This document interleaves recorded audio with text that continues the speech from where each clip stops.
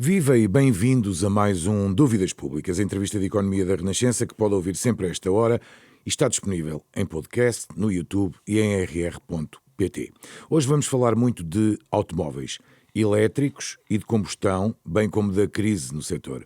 Olhamos ainda para a concorrência chinesa, para os efeitos da eleição de Donald Trump como presidente norte-americano e também de fusões ou aquisições.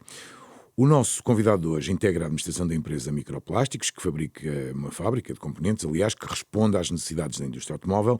Gosta de combinar amigos e mesa, alimentar boas conversas e consumir bons livros. No desporto, a preferência vai para o mar e para os desportos náuticos, mas também para os desafiantes trilhos nas serras.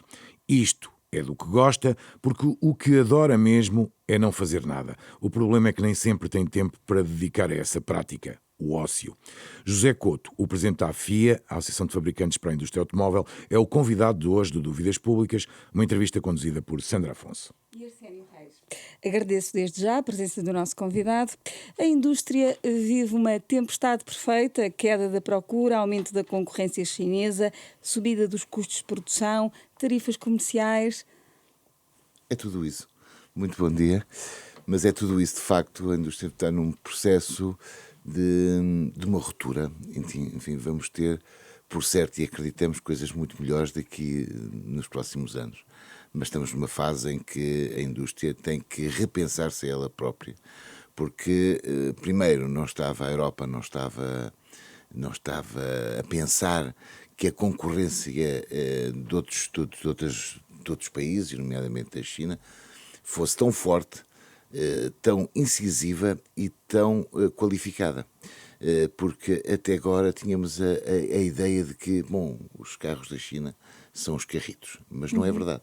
Eles são tecnologicamente, ao nível até do ponto de vista dos elétricos, à frente daqueles que se faz na Europa, e portanto houve uma resposta do ponto de vista tecnológico da investigação, de desenvolvimento de processos, de desenvolvimento de processos industriais. Os chãos de fábrica são altamente robotizados e digitalizados, e portanto isso constitui uma concorrência. Bom, mas para além do que vem da área da produção, temos também outras áreas muito, muito importantes. Hoje os consumidores pensam de uma forma diferente quando vão comprar um automóvel, um veículo automóvel. De antes, quando éramos mais novos, provavelmente pensávamos quantos cavalos tem o automóvel e quanto tempo é que demora a chegar a uma velocidade. Enfim, isso é um conceito completamente diferente daquilo que temos hoje. Hoje a juventude pensa, os jovens pensam de outra maneira. Têm outros argumentos para comprar o automóvel. E tem mais do tipo, quanto gasto, o que é que economizo, o que é que vou poluir. Exatamente. E qual é a Portanto, minha os critérios pegada? Mudaram definitivamente. Exatamente. Qual é a pegada de carbono que vou ter aqui? E porque também, e depois essa é de um lado do consumo, e isso já podemos falar um pouco mais o que é que isso representa para a indústria, mas temos também outro lado, que é o lado das cidades, por exemplo. O meio urbano hoje tem objetivos completamente diferentes do que tínhamos há uns poucos. A arquitetura pensa de forma diferente. Avessa ao automóvel. Exatamente. Em alguns casos. Isto é, no fundo, estamos a empurrar o automóvel para fora das cidades. E estamos a dizer que não precisamos de parques de estacionamentos para os automóveis, por exemplo. E lembram-se todos quando pensávamos numa área comercial, aqui há uns anos, não é preciso pagar 15 anos, 20 anos, pensávamos que estacionamentos é que eu vou ter nesse parque, nessa zona. Como é que aqueles que se vão localizar no centro das cidades têm acesso ao automóvel e podem sair de suas casas, meter-se no automóvel e ir para o seu emprego? Ora, isto mudou completamente e, portanto, isto tem efeitos claros naquilo que é o automóvel. O conceito do automóvel alterou-se significativamente. Hoje, quando vamos comprar um automóvel, queremos saber da tecnologia que tem o automóvel. E, portanto, isto também tem componentes diferentes. Porquê? Porque há aquilo que se chama uma polarização em termos industriais. Aquilo que um consumidor americano procura é diferente do que o consumidor europeu procura ou que um asiático procura. E, portanto, o veículo, o produto Final. é diferente para um e para o outro. Há uma coisa que parece que é denominador comum, é que a tecnologia não é problema, mas há aqui uma questão que é importante, é que para um consumidor de uma área mais, entre aspas, evoluída do ponto de vista da percepção da tecnologia, isso é muito importante, para outros provavelmente não é. E, portanto, as necessidades são completamente diferentes. E polarização também porquê? Porque a Europa vai querer 100% de veículos eletrificados. Os Estados Unidos já disse que não e, portanto, ou pelo menos não quer chegar tão rápido quanto temos na Europa. Mas, por exemplo, a China é mais rápida que a Europa. E, portanto, vamos ter aqui fases diferentes de produção, com as diferenças, a diferenciação do produto, e provavelmente isto é até um dos problemas em termos de globalização. Isto é, eu não vou ter uma fábrica na Europa que exporte o mesmo produto para a América do Sul, para a América do Norte ou para a coisa. Portanto, eu tenho que me aproximar das áreas de consumo, conforme os gostos e a procura dessas geografias. Portanto, isto tudo está em grande revolução. É uma mudança estrutural, de fundo, portanto. Completamente. A solução pode ser aquilo que o Donald Trump já preconizou, que é: venham para o nosso país, instalem as fábricas cá, deem emprego à nossa população e construam cá os carros. Sim, isso temos desde 2000 desde a primeira eleição do Trump, não é? Desde a primeira eleição a primeira eleição do Trump demonstrou que houve um esforço de captação do interesse, de captação de interesses europeus, basicamente era o que estava em causa, para se deslocarem para os Estados Unidos, nomeadamente Tier 1, ou seja, fornecedores de primeira linha, que se deslocassem para lá e que eram premiados por se localizarem nesses locais. Em alguns, tanto quanto sabemos, enfim, eu não conheço a história toda, mas correu muito bem e outros não correu tão bem. E, portanto, porque não se pode, porque aquela fábrica funciona para aquela região e, portanto, enfim, há outras questões e, portanto, correu bem. Mas esse é um caminho que vamos ter que ainda não percebemos como é que vai ser, mas vamos ter mais do mesmo. Isto é, vamos ter mais protecionismo, procurar que o Trump vai procurar captar o interesse para aquela região. Agora, é evidente que como é que isto vai acontecer, não sabemos, porque a Europa não pode continuar distraída. Ou, pelo menos, a pensar que há alguma coisa que aconteceu e que se vai resolver sozinha. Não vai acontecer. E a Europa vai ter que resolver isto, porque percebeu que são 11 milhões de trabalhadores na indústria automóvel e que a indústria automóvel é muito importante, não só enquanto indústria, enquanto automóvel, mas para uma data de setores que estão à volta dela, e nomeadamente para uma coisa que é a investigação e desenvolvimento na Europa. Esta importância de empurrar o sistema tecnológico, o sistema de criação de criação De valor. E isto é valor.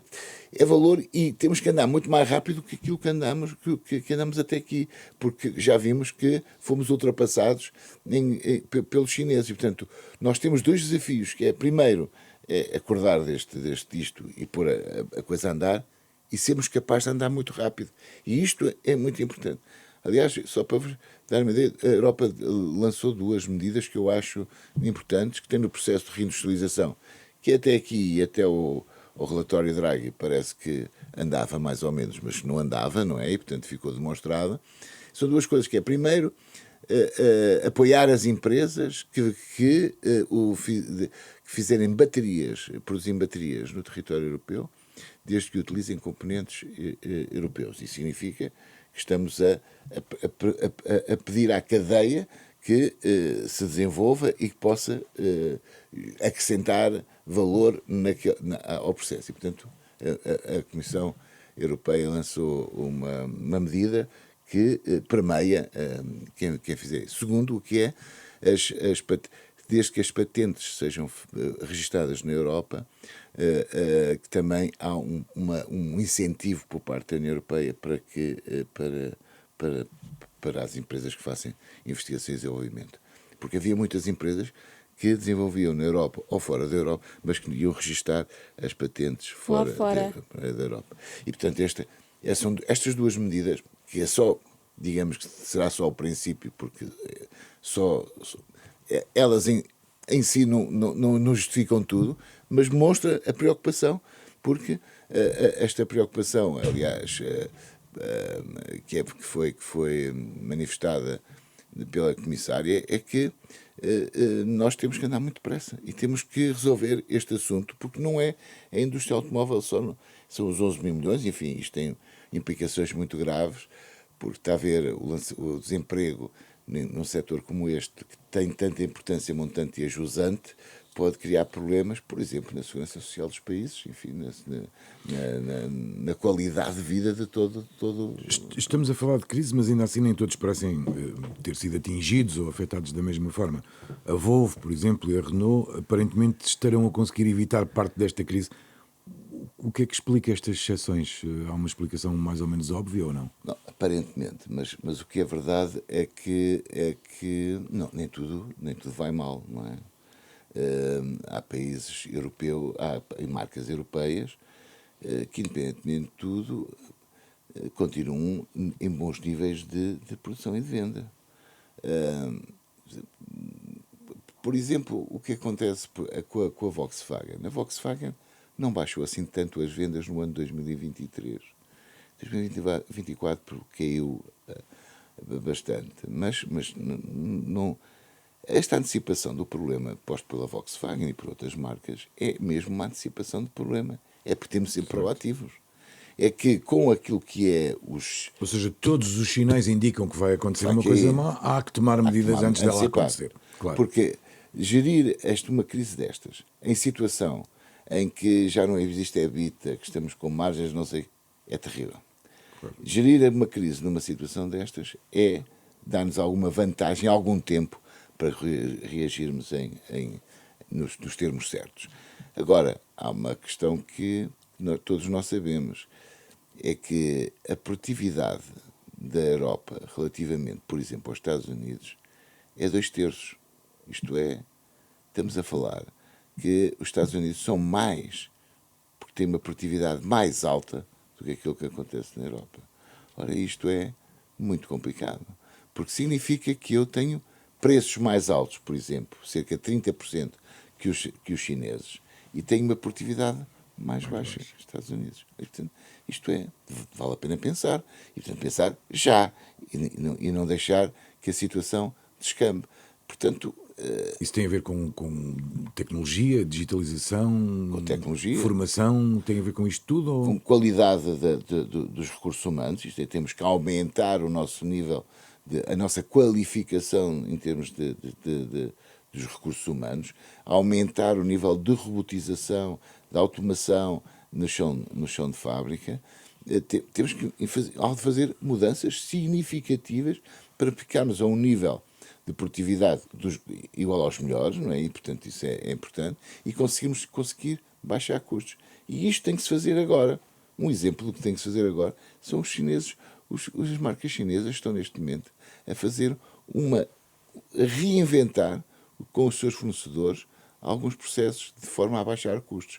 Ora, eles já têm custos mais baixos que os nossos. Este processo de procurar esta melhoria em termos de produção e de custos, significa que eu tenho que andar depressa. A Europa não pode continuar distraída. Até porque o nível de qualidade dos carros chineses, no caso, que é o grande, digamos, o grande concorrente que surgiu, é idêntica àquela que se produz noutros países. No caso, no continente europeu, no continente americano. Um carro chinês, para ser vendido na Europa, tem que obedecer a um conjunto de certificações. Tem que ter um padrão de certificação. E, portanto, eu não posso dizer... Já não há diferenças identificáveis óbvias, digamos. É evidente assim. Bom, mas os carros que se vendem na China não têm tanta qualidade em termos gerais de segurança como os vendem na Europa. Bom, mas para eles entrarem na Europa houve alguém, uma entidade, que tem que ter a confiança dos consumidores que diga, não, este veículo automóvel tem condições para ser vendido na Europa, porque é igual aos que temos aqui. E, portanto, isso é uma segurança, a homologação de um veículo automóvel. Para o ano vão entrar, a expectativa é que possam entrar na Europa mais 22 marcas de automóveis elétricos. Bom, são 22 marcas que tiveram que passar os critérios de homologação. Todas chinesas? 90 e não sei quantos % de chineses. E, portanto, têm que obedecer critérios de homologação. Mas isto, a Volvo, não sei se lembram, mas quando a Volvo foi comprada pelos chineses. Não é?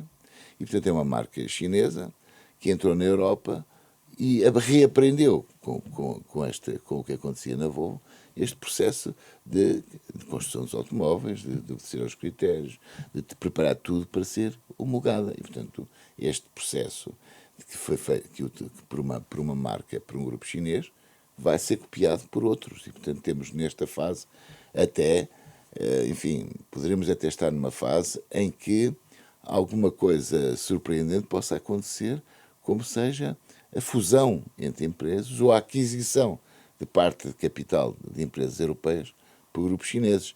E, portanto, porque, enfim, a China vê este mercado com muito interesse e tem que ultrapassar aqui alguns obstáculos, as barreiras comerciais que estão a ser postas. E, portanto, comprar uma marca, entrar numa marca europeia, pode ter muito, muito interesse e é uma forma de crescer muito rapidamente.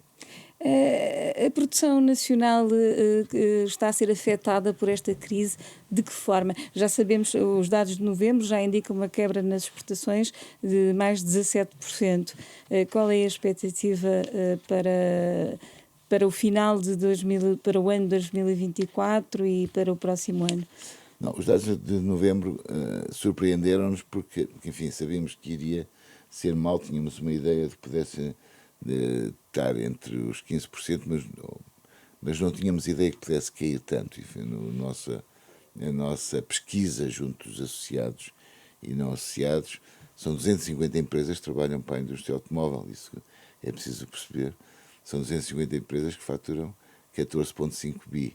E, portanto, isto tem muita importância porque demonstra que são empresas que são altamente competitivas, porque ninguém estaria neste mercado se não fosse competitivas. É um caso de sucesso que convém perceber.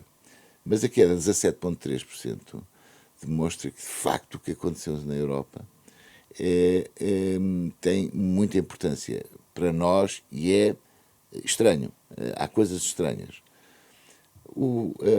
Nós este ano na Europa, a ideia de fechar em dezembro, os números são provisórios, mas é possível que os carros vendidos na Europa sejam iguais aos do ano passado. Isto é, possa haver aqui uma diferença de 0,3%. Isto não é absolutamente nada. Mas é preciso perceber quantos carros é que são produzidos na Europa e quantos são importados. E, de facto, Portugal tem um mercado europeu como seu primeiro mercado, enfim, é esmagador, e tem como mercado o cliente principal a Espanha, segundo a Alemanha e terceiro a França e quarto o Reino Unido. E há coisas que aparecem de maneiras diferentes em vários países. Por exemplo, as vendas na Alemanha são iguais às do ano passado. As vendas de automóveis são iguais ao passado. Apesar de marcas como a Volkswagen estarem como estão? Sim.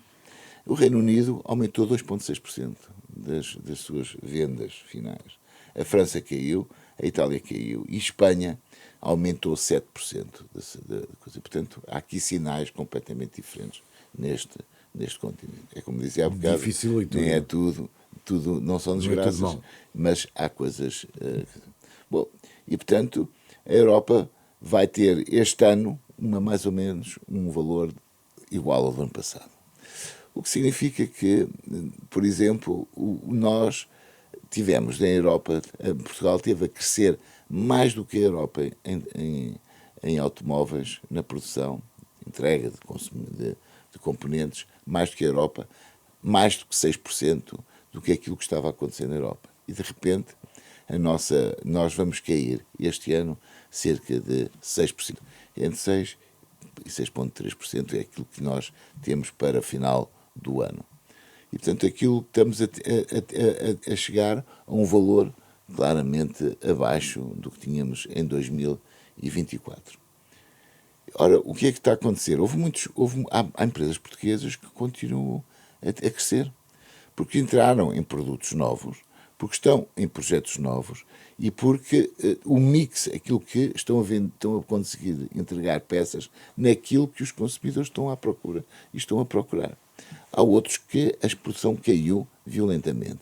E, portanto, esses que caíram violentamente, enfim, têm um efeito pernicioso.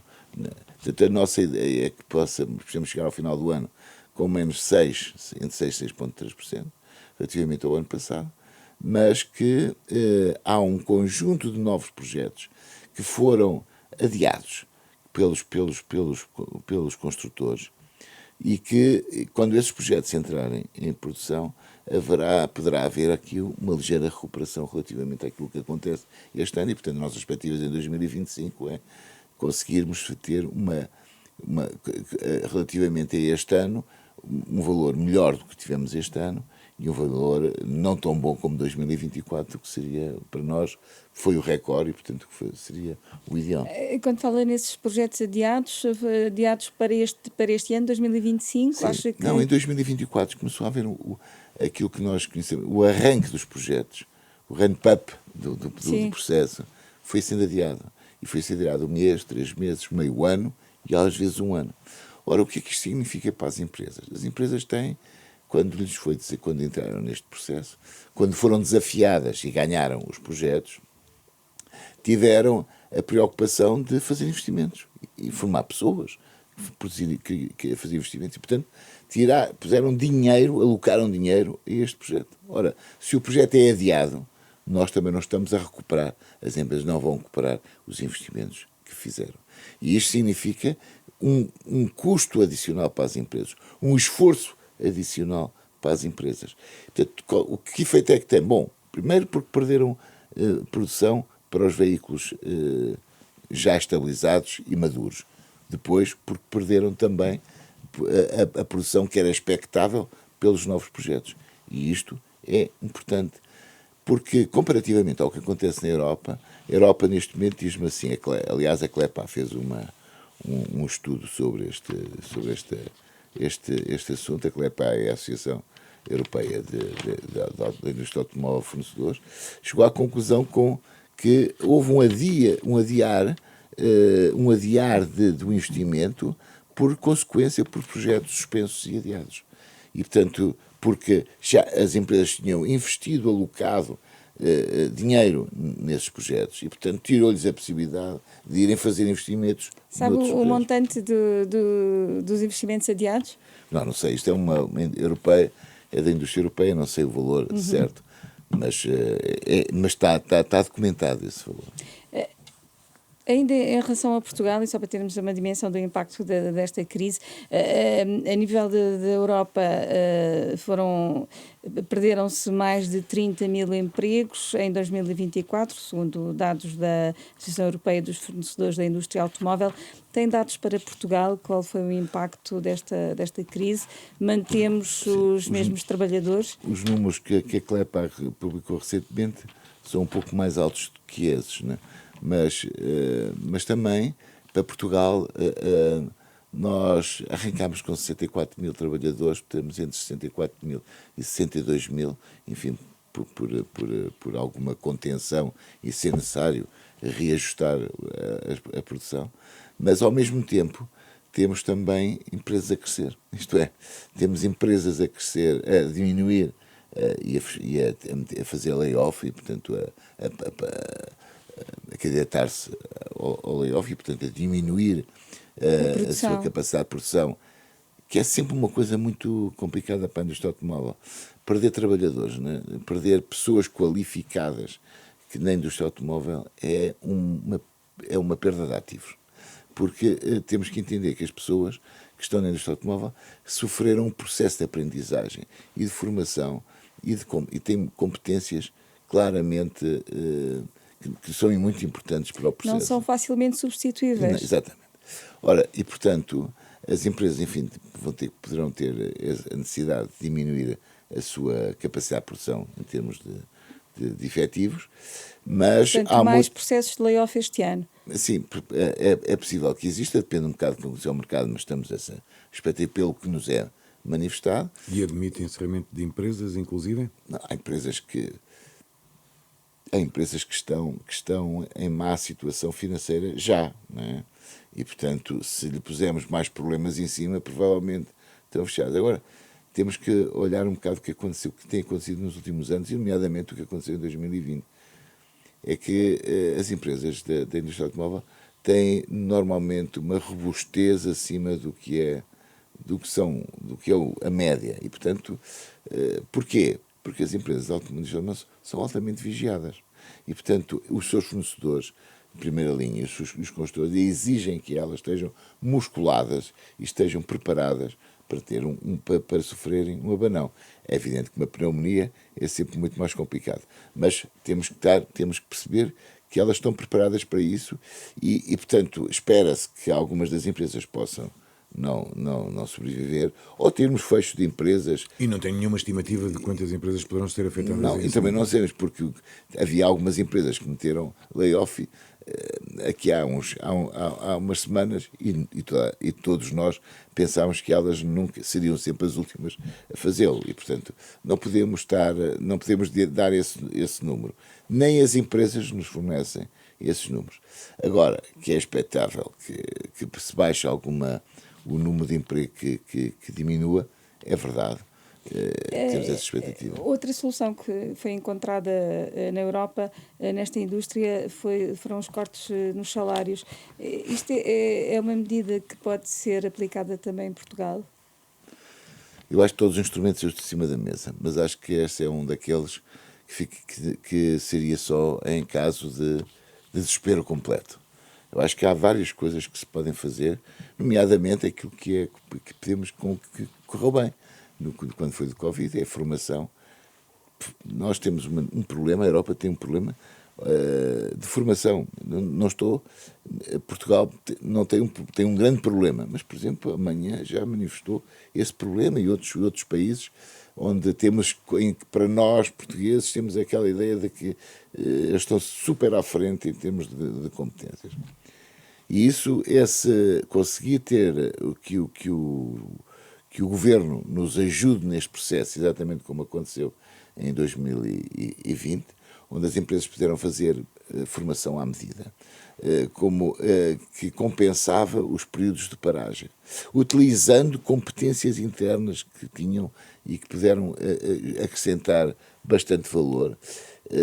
E, portanto, fazer a formação que nós achamos que é disruptiva e fundamental para o processo, para o novo processo, aquilo que será a nova indústria, é fundamental. E portanto, isto poderá diminuir os impactos que temos. Enfim, o layoff é outra medida e vamos ter que gerir isto muito à vista, sem perder a costa, não é? Mas é evidente que poderá haver empresas com menos capacidade que poderão sofrer mais que outras. José Couto, aproveitando que tem dados, como presidente da AFIA, queria lhe perguntar se a indústria, tendo também atenção que há trabalhadores especializados nesta indústria, se a indústria paga bem em Portugal, ou seja, o que é um salário médio da indústria em Portugal?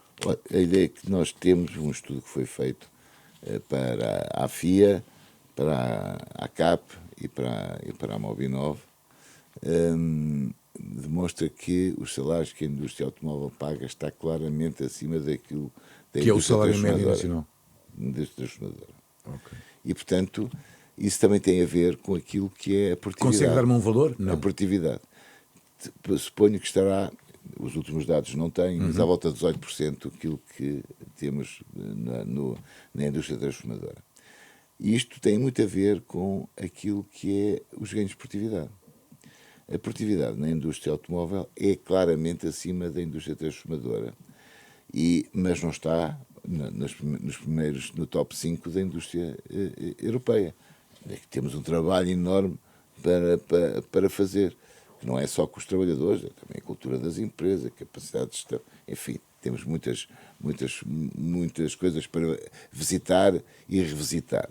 Mas Este jogo entre a produtividade e a indústria e os salários é importante porque a indústria automóvel precisa de pessoas qualificadas, com qualidade, satisfeitas no seu trabalho, e isso é fundamental para nós. Já agora, só para as questões da produtividade, as empresas nacionais têm que ter, dos fornecedores da indústria automóvel, têm que ter ganhos, só têm ganhos contratados pela indústria, pelos seus clientes. E se eu posso contratar num projeto que vou ter ganhos de produtividade nos primeiros anos, imagino 3%, e no último ano de 1 ou 2%, não interessa. E, portanto, se eu não ganhar essa produtividade, se eu não conseguir impor novas regras, introduzir novas metodologias, novos processos, eu, no final, mesmo não ganhando produtividade, vou ter que entregar 3% ao meu cliente. E, portanto, tem todo o sentido que esta indústria procure, junto das instituições de investigação que ajudam na investigação e desenvolvimento, a procurar soluções para que isso consiga introduzir no processo, no chão de fábrica, para ter ganhos de produtividade. Enfim, se eu tiver 5 e tiver que entregar 2,5, ou tiver 2, estamos a ganhar. E, portanto, este processo é um processo dinâmico, muito, com muitas regras, e que impõe uma permanente modernização, quer em termos de processos, quer em termos de tecnologia. Já falou das expectativas da indústria para este ano, e o que é que esperam do governo? Já foi anunciado algum investimento direto estrangeiro? É suficiente? Bom, mesmo naquele pacote apresentado pelo Sr. Ministro relativamente ao investimento estrangeiro, há uma grande parte que tem a ver com a indústria automóvel. E nós, na AFIA, mas também, enfim, na Mobi Nova, que até agora era só cluster da indústria automóvel e que agora passou a ser cluster da mobilidade, o que é muito importante, enfim, para se alinhar com aquilo também que acontece hoje na Europa, até porque os automóveis hoje estão muito ligados também àquilo que é as soluções e complementariedade da mobilidade suave, e, portanto, temos que pensar de uma forma mais abrangente. Mas a CAP e a FIA sempre disseram ao governo, a todos os governos, que era muito importante termos outra fábrica de produção de automóveis em Portugal. Temos, enfim, outra Auto Europa. Bom, enfim, se tivéssemos outra Auto Europa já era bom, mas hoje, este ano, a Auto Europa acho que cresceu 30% agora na sua produção, e, portanto, vai ser o ano de todos os recordes em termos de produção. O T-Roc é, de facto, um sucesso e que é muito importante. A única questão, o presidente da AFIA tem dito isso várias vezes, e todos os diretores dizem, bom, é que produzissem mais carros, mais veículos automóveis, mais automóveis, e que aumentassem também a incorporação de componentes nacionais nesses veículos. Isso. Bom era isso, isto, enfim, é que também aumentasse o valor acrescentado, não só em faturação, mas que aumentassem também o valor acrescentado.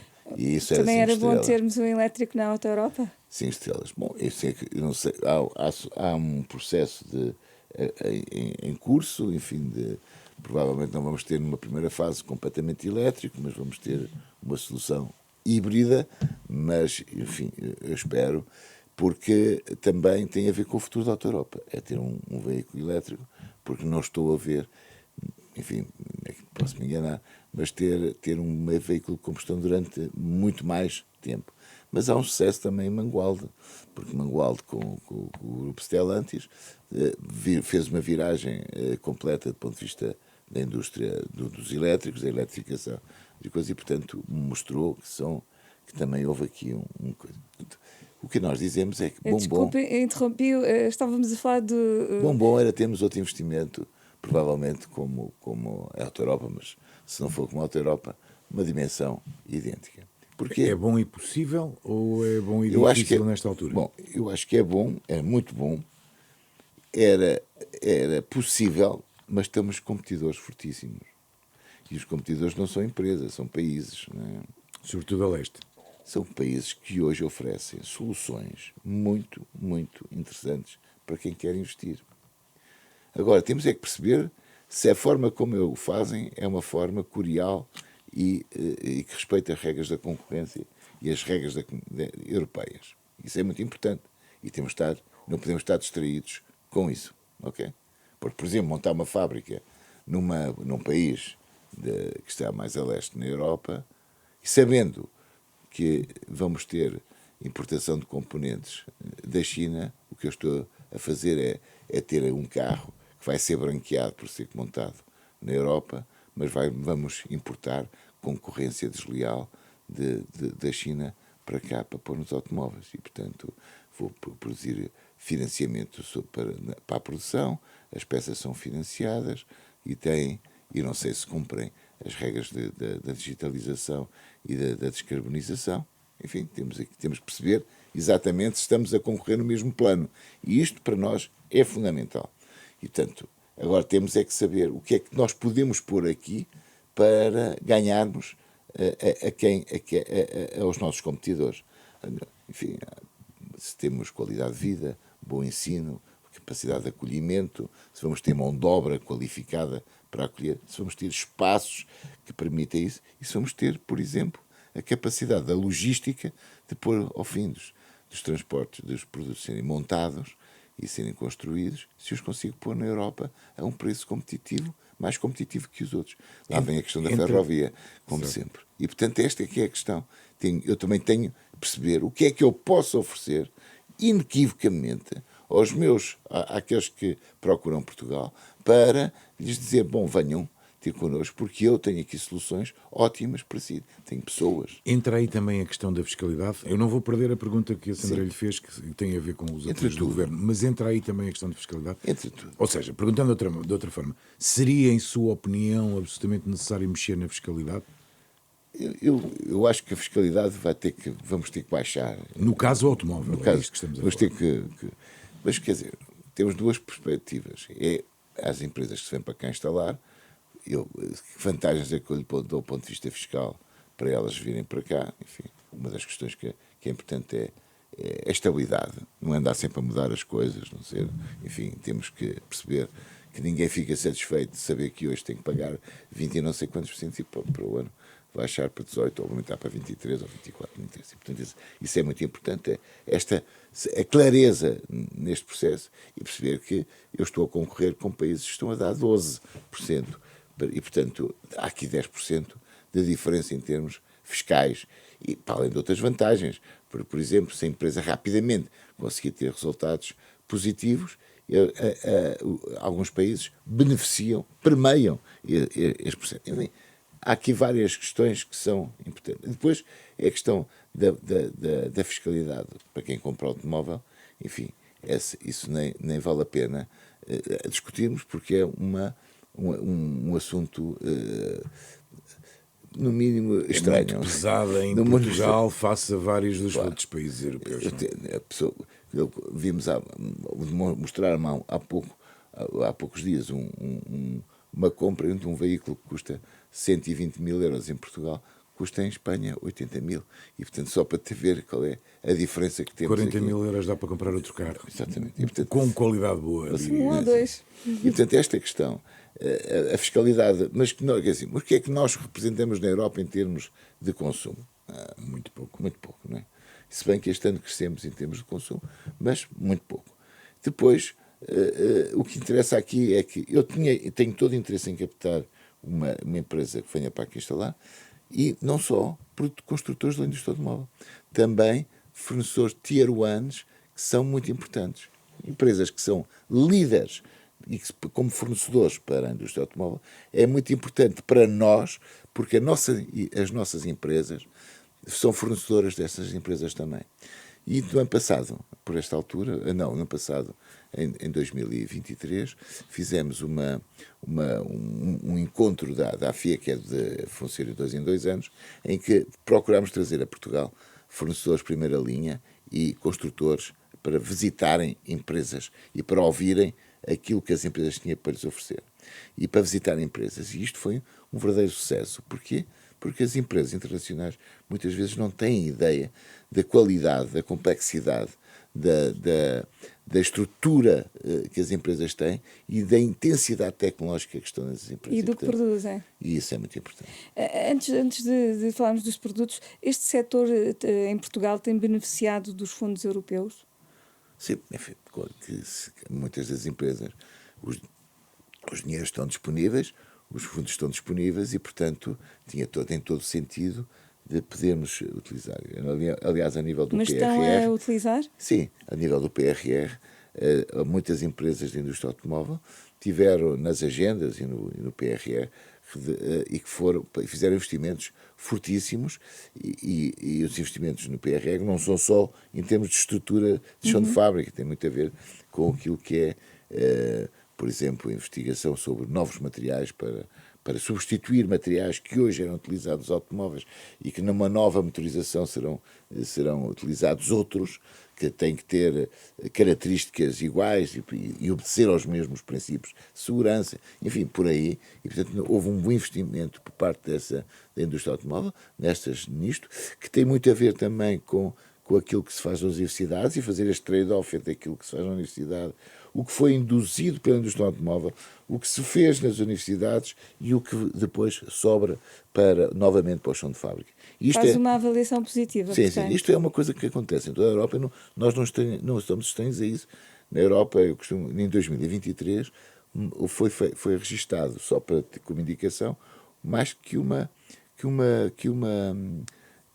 patente por dia que produzida pela indústria, por uns setores da indústria automóvel. Portanto, esta necessidade, aliás, uma das questões apresentadas pela CLEPA nos últimos dias é o pipeline, aquilo que existe em pipeline de investigação e desenvolvimento para a indústria de componentes. Até para reduzir os custos, como falou há um bocado. Exatamente. Só que não estão neste momento a serem implementados. Porquê? Porque há muito dinheiro alocado a coisas que não são daquilo o que era fundamental para esta indústria, não é? Alguns grupos, como a Volkswagen, nós há pouco não falamos nisso, estão a reestruturar a produção, fechar unidades, enfim, tudo aquilo que nós já falamos um pouquinho. O que eu queria perguntar-lhe era, em Portugal está garantido que a fábrica de rolamentos das Caldas não será afetada. A minha questão é, e receia impactos de tudo isto na Auto-Europa, de que forma e no fundo que consequências pode ter para uma empresa que é determinante em Portugal, não só neste setor? Determinante para o país. Perder uma empresa como a Auto-Europa, obviamente, é muito importante. É evidente, quer dizer, há uma empresa que vai faturar acima de 3,3 bi em Portugal e que tem mais de 5 mil trabalhadores alocados. Não temos muitas com essas dimensões. Não temos muitas com essas dimensões. Temos 250 empresas que faturam 15 bi. Certo. Okay? E, portanto, que têm um valor acrescentado altíssimo e contribuem para as exportações e para o PIB. E representam bastante em termos de PIB. Mas a Auto-Europa é importantíssima para... E desaparecer uma Auto-Europa, no mínimo, faria-nos mal ao ego, não é? E, portanto, no mínimo, não é? Mas fará muito mais. E, portanto, é muito importante que não se perca... Mas há esse risco? Na indústria automóvel, neste tipo de grupos, eu nunca pensei o que é uma verdade hoje e o que não é amanhã. Eu acredito que pelos bons resultados que a Auto-Europa tem, pelos níveis de produtividade, pelo sucesso do automóvel e por aquilo que já foi manifestado, quer pelos dirigentes nacionais, quer pelos dirigentes internacionais, que a Auto-Europa é um sucesso e vai continuar, pelo menos com mais um produto que nos dará pelo menos mais 5 ou 6 anos em termos de trabalho. Preocupa a possibilidade dos chineses instalarem fábricas na Europa e até a deslocalização para leste? Não, a mim preocupa-me que os chineses se instalem na Europa sem cumprir as regras. Isto era aquilo que questão da concorrência. E que alguém seja permissivo de maneira a não cumprir as regras. Isso preocupa-me. Agora, que os chineses venham e que aumentem a sua capacidade de produção de forma correta e respeitando todas as regras, é ótimo. Porque vai aumentar o PIB nacional, europeu, vai aumentar o emprego e a nossa capacidade de penetrar nos mercados. Agora, se não cumprirem as regras, isso não está certo. Para este ano ainda gostava de lhe fazer uma pergunta que tem a ver com as novas metas de emissões na Europa que vão entrar em vigor e que, se não forem cumpridas pelos construtores, estes incorrem no pagamento de multas. São 95 euros por carro e por grama, acima do estipulado. Em 2020 já foram aplicadas multas de milhões que foram pagos pelos construtores. Pode-se repetir este cenário? Pode. E há um trabalho importante, enfim, por parte dos construtores, de forma a influenciarem, ou forma a demonstrarem a sua incapacidade para cumprir aquilo que foi regulamentado em termos da indústria. Há aqui há uns dados importantes, é dizer que este ano os híbridos tiveram um crescimento, isto é, os híbridos e os elétricos já ultrapassam aquilo que é a motorização tradicional. E, portanto, houve um crescimento. Mas não houve um crescimento na produção. Estamos a falar da produção. Não, nas vendas. Nas vendas. Mas em termos de vendas na Europa. Mas não foi ao nível de que era expectável. Porque as metas que nós temos para 2030, depois 2035, 2040, impunham um ritmo muito mais apressado, acelerado, muito mais intenso do que aquilo que... O que é que está a falhar? A compra ou a produção? Não. Porque ainda assim, Os enfim, as estatísticas mostram que há 1 em cada 5 carros vendidos na Europa que é elétrico. Há qualquer coisa que está... A oferta não está adaptada à procura. Não conheço as estatísticas. O que eu lhe posso dizer é que 19% dos veículos híbridos, houve um aumento de 19% dos veículos híbridos e também dos... 19%. Não tanto nos elétricos, teve uma porcentagem mais pequena, mesmo assim passámos a cota dos valores dos motores tradicionais, mas isto tinha que ser muito mais acelerado. Estamos a falar de números que não cumprem. E falha mais a produção ou falha mais a adesão das pessoas à compra de elétricos? Repare, temos vários problemas que juntam. Nós temos um problema que tem a ver com as infraestruturas. Em cidades europeias, tipo Lisboa, não é? E já nem estamos a falar em cidades ainda mais velhas do que aquelas que temos em Lisboa, nem vamos ter gente as pessoas à janela a dizerem: olha, tirou o carro, vai lá meter o teu, não é para carregar. Nós tínhamos aqui uma questão sobre a avaliação da rede elétrica, do carregamento, da rede de carregamento. E nós não estamos em Portugal, nem estamos muito mal comparativamente com outros países. Era essa com os países, com outros países.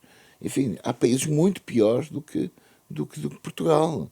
E, portanto, até se vê pelas vendas dos motores de combustão.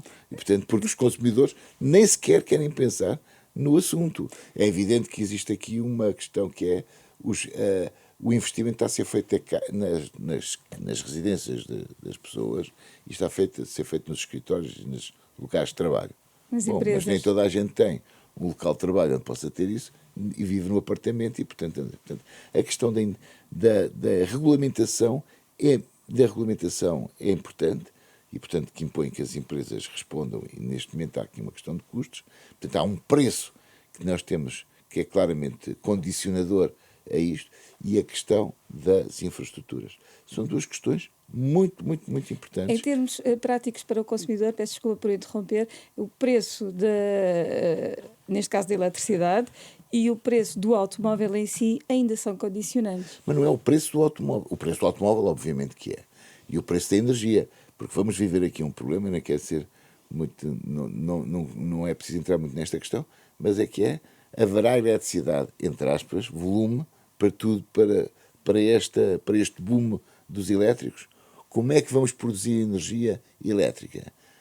Vamos andar a preocupar-nos com as questões das emissões aqui, nas cidades, nas estradas, mas vamos continuar a produzir energia com carvão no centro da Europa?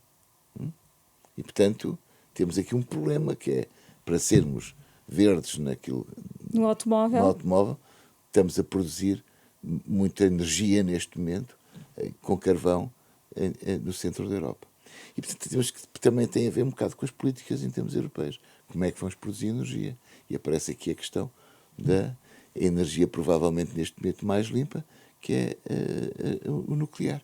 E, portanto, esta discussão não é uma discussão tão pequena quanto isso, e a dimensão é muito importante para aquilo que é o contexto das políticas europeias e aqui o que afeta em termos de países e de governos em termos europeus. Nós temos aqui várias perguntas em sérias, mas já agora deixe-me aproveitar isso que está a dizer e para lhe perguntar. Em sua opinião, o elétrico é de facto a tecnologia do futuro? O cidadão normal, de vez em quando, ainda se questiona sobre isso, não é? Não tanto no regresso à combustão, eventualmente, porque já percebemos que mais tarde ou mais cedo ela tem um custo, digamos, uma pegada tão forte que não é possível manter, mas se é de facto o elétrico ou se haverá um biodiesel ou uma outra tecnologia. É de facto, na sua opinião, o elétrico a tecnologia de futuro? Eu acho que os avanços que foram feitos com o elétrico já não dá para recuar. E, portanto, mas não acho que não vamos ter, o elétrico não vai ser a única solução que vamos ter disponível. E podemos ter soluções que se traduzam, por exemplo, numa pegada até mais benigna mais interessante do que temos no elétrico. Os combustíveis sintéticos, por exemplo, pode ser uma solução. E, portanto, aquilo que me se apresenta hoje pode não ser exatamente aquilo que teremos daqui a 10 anos, porque existem muitas marcas europeias e não europeias que continuam a trabalhar em soluções de motorização que não tenham apenas o elétrico como conceito. Portanto, podemos ter, quando olharmos da nossa janela para a rua, podemos encontrar, e se fizermos comparação com o que acontecia há 6 anos atrás, já vemos grandes diferenças, quanto mais não seja do design dos automóveis, que percebemos que existe alguma coisa. E de vez em quando vemos alguém a estacionar o automóvel sem lhe mexer, hoje muito mais do que acontecia há 10 anos. E, portanto, mas se pensarmos e fixarmos este momento e pensarmos daqui a 5 anos, vamos ver que houve uma evolução muito mais agressiva, foi disruptiva e provavelmente não vemos só a solução do elétrico como a única forma de alimentar os motores de circulação. Neste momento, qual é o peso deste segmento do elétrico na indústria automóvel em Portugal? Isso não se pode dizer assim, porque repare, a indústria automóvel, os fornecedores em Portugal alimentam 98% dos automóveis fabricados na Europa. Só Portugal? Só Portugal. Portugal tem uma componente, ou mais do que uma, em cada automóvel, ou mais do que uma, dos automóveis que circulam na Europa. Portanto, o esforço isto é muito importante para as empresas portuguesas, um motivo de orgulho, porque aquilo que nós fizemos foi um esforço de penetrar em todas as áreas que têm a ver com o automóvel. Agora, também já produz, então, muitos componentes para carros elétricos. Exatamente. Eu não sei qual é. Eu posso estar hoje a produzir um motor elétrico, ou a capa do motor elétrico, ou o recheio, ou o interior do motor elétrico, e não sei se ele vai para um lado ou para cá, sei, porque os clientes, quando eu concorro, dizem-me, este vai ser para o veículo tal. Mas nós, nas estatísticas nacionais, não sabemos se ele vai para este ou para aquele. Vou dar um exemplo. Os nossos crescimentos com a Suécia, nas exportações para a Suécia, têm crescido bastante e têm sido significativas. Mas na Suécia só se produzem neste momento carros elétricos. Portanto, isso é um exemplo do que estamos aí.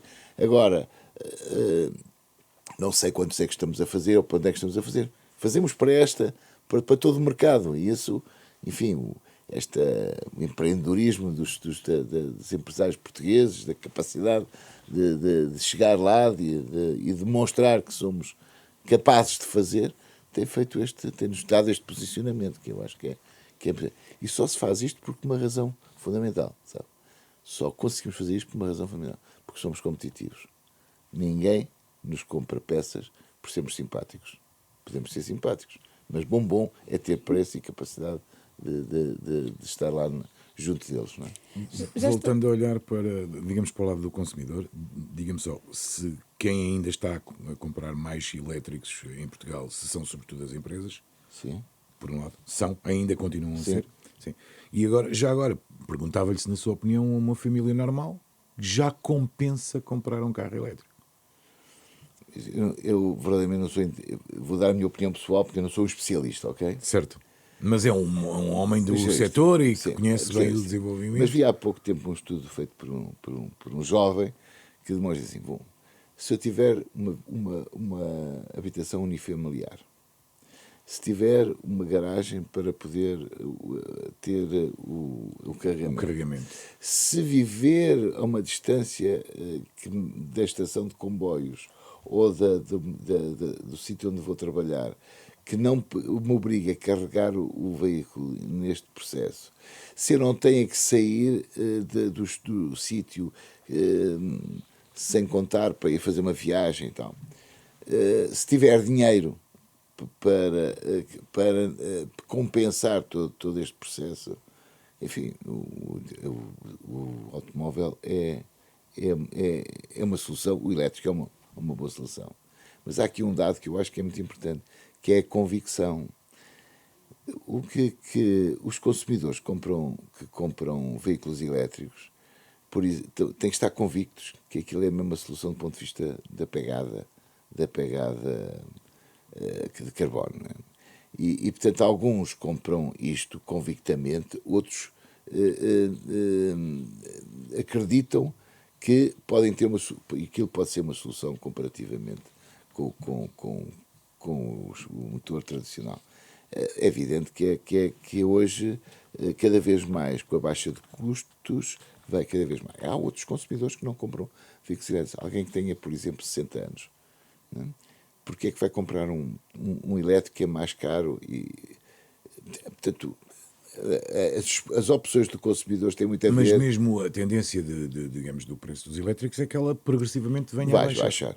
E, portanto, já hoje inevitavelmente já vemos que hoje a barreira, ou seja, o limiar de rentabilidade nas baterias ainda está longe, mas estamos todos os dias a aproximar-nos para encontrar soluções que permitam que aquele que é o elemento mais caro dos automóveis elétricos possa-se baixar, possa ter um efeito altamente positivo. A fechar, Portugal ainda está dependente da China na questão das baterias. Não é Portugal? Portugal não, Europa, peço desculpa. Ainda está dependente da China. E por isso é que a União Europeia, como lhe disse, está neste momento a premiar quem se preocupa.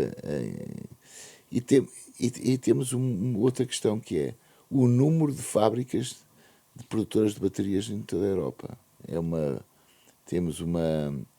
acho que temos uma overdose. Partimos do zero para termos uma overdose. Então isso já não é um problema, as baterias? Não, continua a ser. Continua a ser um problema, mas mais do que tudo é um problema pelo custo, não é? E, portanto, o preço é que é aqui mandatório para o preço e depois para aquilo que é os quilómetros de locação, aquilo que me permite um automóvel elétrico. Quantos quilómetros é que eu posso percorrer? Porque isto aqui é importante. Para perceber, porque é que os chineses conseguem colocar no mercado baterias mais baratas do que nós? Qual é a vantagem competitiva dos chineses no caso das baterias? Desde logo as matérias-primas. O lítio, por exemplo. Não é? Isso nós em Portugal também temos lítio. Se calhar não percebemos todos os tempos, mas também temos lítio. E, portanto, o lítio é uma questão importante. E, para além de tudo, outras componentes que produzem também mais baratas, em custos mais baixos. E, portanto, a montagem, todo este processo, é a matéria-prima que é muito importante, mas também é todo o processo de produção. Enfim, e agora diz assim, bom, e é só isso? Bom, provavelmente não é, porque também deve haver uma ajuda do Estado para que eles fiquem mais baratos e consigam entrar a preços mais baratos na Europa. Aliás, o braço de ferro da União Europeia com a China. O inquérito europeu sobre este assunto demonstrou que havia ajudas do Estado para a produção, não só das baterias, mas de outras componentes. Estamos mesmo a fechar, mas não resisto já agora que mencionou. Seria decisivo para o setor a exploração do lítio em Portugal? Não, eu acho que o lítio é uma matéria-prima importante, com algum nível de raridade, sim, é esgotável, e, portanto, eu acho que nós devemos preconizar o cumprimento das regras. Temos que cumprir as regras, isto é, nós temos que procurar que o lítio não se transforme buracos, não é? Que não transforme a paisagem em buracos. E temos que ter um conjunto de regras que permitam que isso não aconteça e que se possa transformar um material raro, necessário à indústria, não só à indústria automóvel, mas tudo que tem a ver com baterias, que se possa transformar numa vantagem para... Ou seja, a solução não pode ser nunca não explorar. Exatamente. Porque eu dou estes exemplos, quer dizer, há 40 anos, ou há 45 anos, se os noruegueses não gostassem de petróleo, provavelmente não tinham chegado onde chegaram hoje, não é? E a população, enfim, e também havia descrentes e, enfim, que sobre o processo, não é? E isso é muito importante. Muito bem, antes de terminarmos, pedimos sempre aos nossos convidados, também para os conhecer melhor, que escolham um tema musical. Pedir então agora que nos revelasse a música escolhida e os motivos da sua escolha. Eu escolhi aqui uma coisa que me põe contente, alegre, que me faz lembrar a família, que não é assim muito depressivo, que é o Fly Me to the Moon, que enfim pode ser pelo Sinatra ou por versões até mais tem a ver mais com o jazz e portanto, enfim, que são mais inovadoras.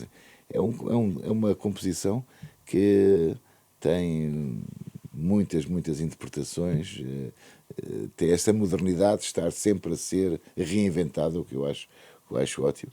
Enfim, faz-me lembrar uma família cheia dentro do carro e a irmos passear e, portanto, ouvirmos este trecho que é um velho trecho. Não é? Velho, mas bom. A escolha musical de José Couto apresenta a FIA, Associação de Fabricantes para a Indústria Automóvel, convidado de hoje deste Dúvidas Públicas, a quem, obviamente, agradeço a presença. Este programa contou com a assistência técnica de Rui Glória, sonoplastia de João Campelo, imagem de Marta Pedreira Michão. Boa semana. Uma boa semana.